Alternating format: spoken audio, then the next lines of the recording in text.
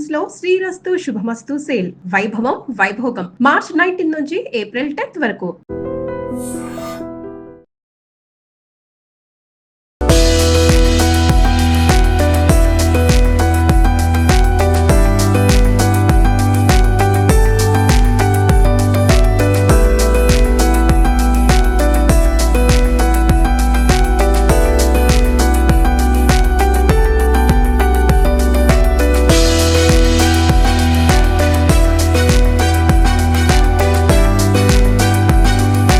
మీరందరూ ఇక్కడ సీతమ్మవారు ఆరేసుకున్న చీర గుర్తులు చూడడానికి వచ్చింది.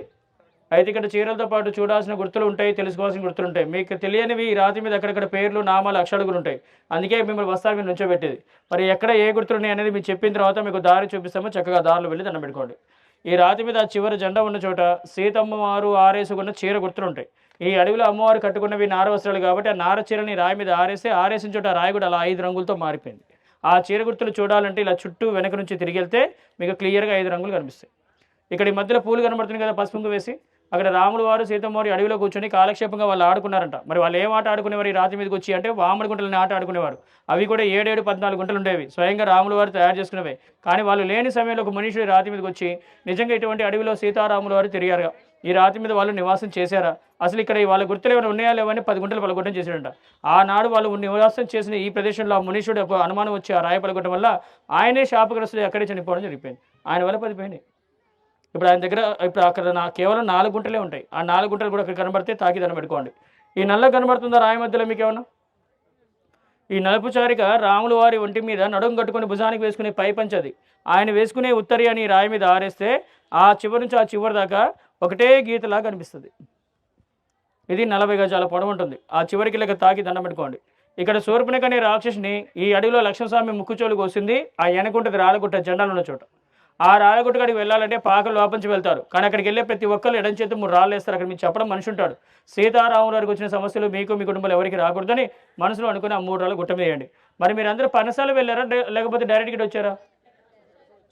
మరి సీతారాముల వారు నివాసం చేసిందేమో పన్నసాల్లో, ఎందుకంటే వాళ్ళకి అక్కడ గోదావరి కూడా దగ్గర ఉంది కాబట్టి ఈ 14 సంవత్సరాల అరణ్యవాసంలో 11 సంవత్సరాలు పూర్తి చేసుకొని చివరిగా 3 సంవత్సరాలు ఇక్కడ ఉందామని గోదావరి తీరానికి వచ్చి పన్నసాలు కట్టుకున్నారు. మరి ఆ పన్నసాలు కట్టుకుని అక్కడ నివాసం చేసేవాళ్ళు ఆ గోదావరిని వదిలిపెట్టి వాళ్ళకి ఇష్టమైన పన్నసాలని వదిలిపెట్టి ఏమీ లేని అడవిలోకి ఎందుకు వచ్చారు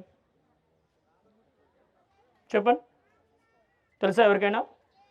నెలలో 5 రోజులు అమ్మవారి అడవిలో స్నానం చేయడానికి వచ్చేవారు. ఆ సమస్య వల్ల వచ్చారు ఇక్కడికి. అలా అమ్మవారి ఇక్కడికి వచ్చి ఈ వాగులో స్నానం చేస్తుంటే ఆ వెనుకున్న పొడవైన రాయి మీద రాములు వారు కూర్చుని కాపలు కాసేవారు.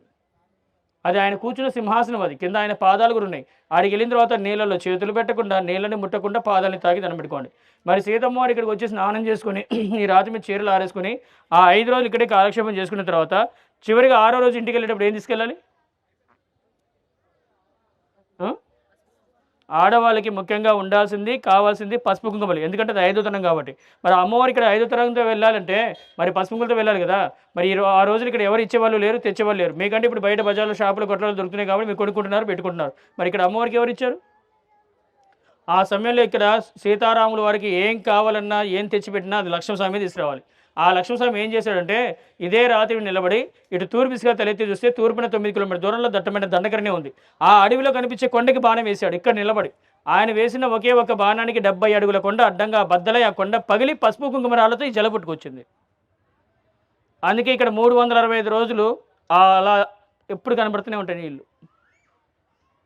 అందుకనే దీని సీతమ్మ వాగు అనేది.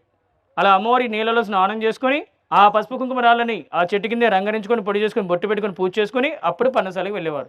మరి ఎప్పుడు చూసారా ఒక రాయి నరికి తీస్తే పసుపు రావడం, ఒక రాయి నరికి తీస్తే కుంకుమ రావడం? పోనీ ఎవరైనా చూపించారా బయట మీకు ఎక్కడన్నా? ఈరోజు ఈ రాతి మీదకి వచ్చారు కాబట్టి ఈ ప్రదేశంలో ఉన్నందుకు మీకు ఆ పసుపు కుంకుమరాలు అనేది చూపిస్తా చూడండి. అది బల్ల మీద చూడండి, ఒక పసుపు రాయి కుంకుమరాయి కనబడుతున్నాయి మీ కళ్ళ ముందు. ఇప్పుడు ఈ పసుపు కుంకుమరాలు మీకు ఇక్కడ వెళ్ళేటప్పుడు ఇస్తారు, దేవస్థానం వాళ్ళు వెళ్ళేటప్పుడు చేసుకుని వెళ్ళండి. అవి మీరు ఇంటికి తీసుకెళ్ళాక మీ పూజామలు దేవుడి దగ్గర పెట్టి వాటిని సపరేట్గా పొడి చేసుకోండి, లేదంటే గంధంలా రంగరించుకోండి. కానీ రేపు రోజున వాళ్ళ వల్ల మీకు కానీ మీ కుటుంబానికి కానీ మీ పిల్లలు కానీ ఏదైనా మంచి జరగాలనుకుంటే తొలిబొట్టు మీ ఇంట్లో దేవుళ్ళకి పెట్టండి. అలా అయితేనే మీకు వాళ్ళ వల్ల ఏదైనా మంచి అనేది జరగవచ్చు. అది కూడా మీరు ఏదైనా ముఖ్యమైన పని మీద బయటికి వెళ్ళేటప్పుడు సీతారాములు అని మనసులో దచ్చుకున్న బొట్టు పెట్టుకుని గడప దాటండి. అది ఎంత ముఖ్యమైన పని అయినా సరే వాళ్ళ మీద భారం వేసుకుని బయటికి వెళ్తే అనుకున్న మంచి పిల్లలు అమ్మవారి దయ ఉంటే ఏ ఆటంకాలు లేకుండా జరుగుతాయి. అదే ఇక్కడ ఉన్న నమ్మకం. మరి రాముల వారు సీతమ్మవారి అడవిలోకి వచ్చినప్పుడు వాళ్ళకి ఆకలి వేస్తే తినడానికి ఆహారం ఉండేది కాదు. ఆ సమయంలో లక్ష్మీస్వామి దండకరిని మొత్తం తిరిగి వాళ్ళ కోసం కష్టపడి రోజు ఒక ఆకులు ఇప్పపులు తీసుకొచ్చి ఇదే రాతిని పల్లెంగా చేసి పెడితే రాములు సీతమ్మడు కలిసి తినేవారు. ఇది వాళ్ళు కలిసి భోజనం చేసే పల్లెం, అది దాన్ని ఒక రాతి పల్లెం అంటారు. మరి ఇంత పవిత్రమైన స్నానానికి వచ్చిన వాళ్ళు మీరు అందరూ ఏం చేస్తున్నారంటే ఒక తర్వాత ఒకరు బస్తా మీద నుంచొని రాయి మీద కాలు పెట్టకుండా ఆ నామం దగ్గర మీరు 2 చేతులతో తాకండి, దండం పెట్టుకోండి, బొట్టు పెట్టుకోండి. ఇక్కడ మీరు ఏమైనా వేసి కానుకలు దక్షిణ ఉంటే అక్కడ వేసుకోవచ్చు, ఇసరకుండా పడేయకుండా. అక్కడ అమ్మవారు బొత్తిస్తారు, అమ్మవారు పసుపు కుంకుమలు తీసుకొని ఆ చివరిలో రాములవారి కండం ఉంటుంది, ఆ కండమని తాకి దండం పెట్టుకున్న తర్వాత అప్పుడు సీతమ్మ తల్లి చీరల దగ్గరికి వెళ్ళి ఆ చీర గుర్తులు చూసుకుని వెళ్ళండి. ఇప్పుడు దండం పెట్టుకున్న ముందున్న వారు జై శ్రీరామ్.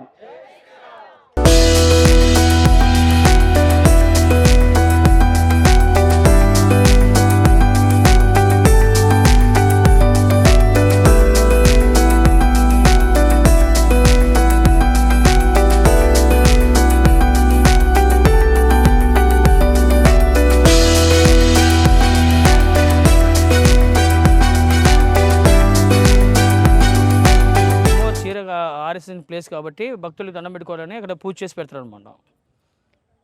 ఇప్పుడు ఎక్కడెక్కడ గుర్తులు ఉంటాయో అక్కడెక్కడ పసుపుంకులు ఉన్నాయంటే అక్కడ పూజ చేసిన అర్థం భక్తులకి అర్థం కావడానికి. ఇక్కడ కలర్స్ కనిపిస్తుంది కదా, బ్లాక్ లైన్ ఒకటి, వైట్ కలర్ ఒకటి, తర్వాత బ్లాక్ ఒకటి, మళ్ళీ ఎల్లో కలర్, అది తర్వాత రెడ్, ఆ తర్వాత లాస్ట్కి వచ్చేది గ్రీన్ కలర్. కొంచెం దగ్గరికి వెళ్ళి చూసినా కూడా మీకు క్లియర్గా అర్థమవుతుంది. ఇప్పుడు అక్కడ నుంచి మొదలు పెడితే ఈ రాయి మధ్యలో వరకే మీకు కలర్స్ ఉంటాయి. ఈ కలర్స్ అన్ని కేవలం ఈ రాయి మధ్యలోనే ఉంటాయి, ఆ పక్క ఈ పక్క ఉండవు.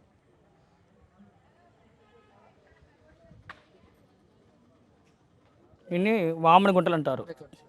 అవి 7-14 గుంటలు ఉంటాయి. సీతారాములు కలిసి వాళ్ళకి కూర్చొని ఆడుకునేవారు కాబట్టి స్వయంగా రాములు వారు తయారు చేసుకుని ఈ ప్రదేశానికి వచ్చిన ప్రతిరోజు ఇక్కడికి 5 రోజులు నివాసం చేసినప్పుడు ఇక్కడ ఆడుకుని వెళ్ళేవారంట. అటువంటి సమయంలో కొన్ని రోజులు గడిచిన తర్వాత ఒక మునిషునిగా అనుమానం వచ్చింది, సీతమ్మవారు రాములు వారు ఉండేది పన్నసాల్లో కదా, మరి ఈ అడవిలోకి ఎందుకు వస్తున్నారు, ఇక్కడ ఉండాల్సిన అవసరం ఏంటి, అసలు వీళ్ళ దగ్గర ఏమైనా సత్యం ఉందా లేదా, ఇవన్నీ ఎలా ఏర్పాటు పడ్డాయని అది తెలుసుకోవడానికి వాళ్ళు లేని సమయంలో వచ్చి ఒక మునిషుడు అనుమానంతో 10 గుంట పలుకుంటంట. అలా అనుమానం కూడా కాదు, అంటే భావితరాలకి రేపటి వారికి తెలియజేయడం కోసం 10 గుంటలు బలిగొట్టాడు. ఆయనకి అలా చేయడం వల్ల శాపగ్రస్తుడు చనిపోవడం వల్ల 10 పోయి 4 మిగిలిపోయాడు. అట్లా ఆనాటి నుంచి ఈనాటి వరకు కూడా ఈ యొక్క సాక్ష్యాలు మనకి ఇప్పుడు కళ్ళ ముందు అట్లా సజీవంగా కనిపిస్తుంటాయి. ఇక్కడ ఈ బ్లాక్ కనిపించే నలుపు చారిక రాములు వారు నడుము కట్టుకొని భుజానికి వేసుకునే ఉత్తరీయం. అది అందరూ పై కండువ పై పంచి అంటారు, కానీ దీన్ని ఉత్తరీయం అని పిలవాలి. ఆ ఉత్తరీయం అనేది ఆ చివరి నుంచి ఆ చివరి దాకా ఒకటే గీతలా కనిపిస్తుంది. అది 40 గజాల పొడవు ఉంటుంది.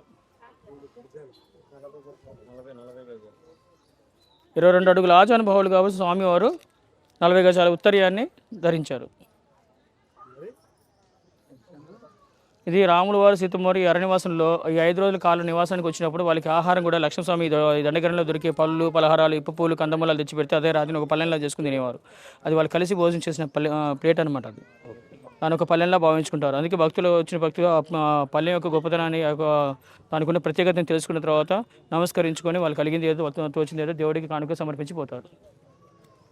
ఆ అమ్మవారి వాగులో స్నానం చేసేటప్పుడు ఆ ఎదురుగా పొడుగా కనిపించే పూలదండ ఉన్న రాయి మీద రాముడు కూర్చుని కాపలా కాసేవారు, నామాలు పెట్టిన రాయి మీద. అది ఆయన కూర్చున్న సింహాసనం. అది ఆయన కూర్చున్నట్టుగా ఇప్పటికీ కింద రాముడి పాదాలు స్పష్టంగా కనబడతాయి, 2 పాదాలు. అక్కడికి వెళ్ళాక పాదాలు చూసి నమస్కరించుకొని ఆ అమ్మవారి అడవిలోకి వచ్చి 5 రోజులు పూర్తయ్యాక పసుపుంకులతో బయటికి వెళ్ళాలి కాబట్టి అలా వెళ్ళడానికి ఇక్కడ ఏం లేకపోతే లక్ష్మీస్వామి ఒక 9 కిలోమీటర్ దూరంలో అడవిలో ఉన్న కొండకి బాణం వేశాడు. ఆ రోజులో ఆయన వేసిన బాణానికి అడవిలో ఉన్న 70 అడుగుల కొండ అడ్డంగా బద్దలై ఆ కొండ నుంచి 9 కిలోమీటర్ దూరం నుంచి వాటర్ని పసుపు కుంకుమరాలను తెచ్చాడు. అందుకే ఇక్కడ 365 రోజులు ఈ నీళ్లు పసుపు కుంకుమరాలు ఎప్పటికీ ఈ ప్రదేశంలో కనిపిస్తుంటాయి. అందుకని దీన్ని సీతమ్మ వాగు అంటారు. ఆ అమ్మవారు నీళ్ళలో స్నానం చేశాక ఆ పసుపు కుంకుమరాలతో బొట్టు పెట్టుకునేవారు ఆ చెట్టు కింద కూర్చొని. అందుకే ఇక్కడికి వచ్చిన ప్రతి ఒక్క భక్తులకి ఈ యొక్క నీరు ఎంత సత్యంగా కనిపిస్తుందో అంతే సత్యంగా ఇక్కడ అమ్మవారి పసుపు కుంకుమరాలు కూడా అలాగే కనిపిస్తుంటాయి. అందుకే ఎప్పటికీ ఏ భక్తుడికైనా కానీ లేవు అనే మాటనే ఎప్పటికీ రాదు. అలా ఇక్కడికి వచ్చిన ప్రతి ఒక్కరు కూడా అమ్మవారు ఇక్కడ వాడారు కాబట్టి ఆ పసుపు కుంకుమలు ఇంట్లో ఉంటే సీతారాములు మా ఇంట్లో ఉన్నట్టే అనే భావంతో ఆ భక్తితో తీసుకెళ్ళి వాళ్ళు బొట్టు పెట్టుకుంటారు. కాబట్టి చాలామందికి అదే ఆ నమ్మకంతో తీసుకెళ్ళేందుకు ఆ సీతారాములు వారు ఎంతో మంచి చేశారనే నమ్మకం కూడా చాలామంది భక్తులకి ఉంది. అది ఒకరికి అలా పెంచడం వల్ల ఈరోజు ఎంతో భక్తి పార్వశంలో మా భక్తులందరూ కూడా ఇక్కడికి తల్లి రావడం జరుగుతుంది.